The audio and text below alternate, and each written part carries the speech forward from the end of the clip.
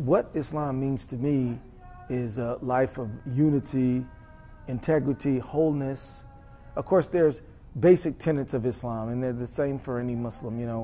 Belief in one God, belief that Muhammad is God's messenger, belief in prayer, belief in charity, belief in fasting at Ramadan.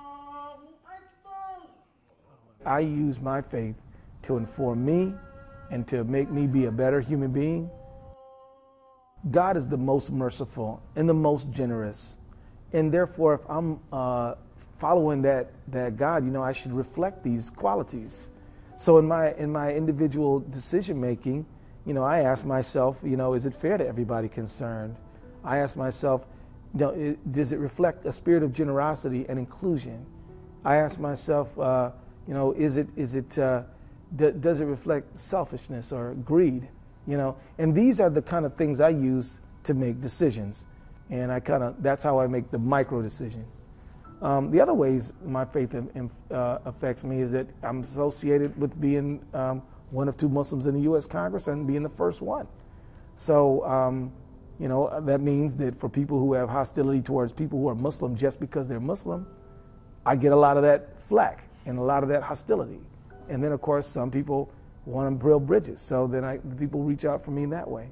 And then, of course, there's the Muslim world, which includes Americans and others. And sometimes, they give me way more credit than I deserve because, of course, I'm not a religious figure. I've never given a sermon at a Friday prayer, never led a public congregational prayer. And the only time I've ever led anyone in prayer is my own family. And I like keeping it that way because I don't want to be a religious figure. There are people who know the religion much better than me, way more qualified than me. I do politics, they do religion, and I'll just be one of the members of the congregation. My imam recognizes that I'm the guy who's the politician. He never has walked up to me and said, you need to vote this way on this, you need to vote this way on that.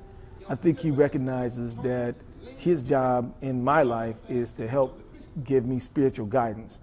And so, yeah, I've gone to him, but usually his message is, tell the truth no matter, even if it costs you, be kind, pray, if you don't know what to do, seek the guidance of the divine, of God. That kind of advice is very helpful to me, but I do respect the fact that there's no religious leader telling me what to do when it comes to pushing red or green or what bill to introduce. We do respect our different roles, but yeah, I call upon him, and he's a friend, and it's been helpful.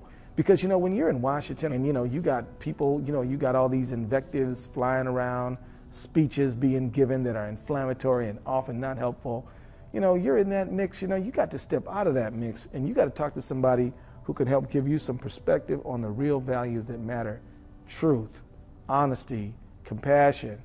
And so, yeah, I get myself to the masjid whenever I'm in town, and I go to Friday prayer whenever I'm in Washington, because it renews me and really helps remind me what I really should keep my mind and focus on.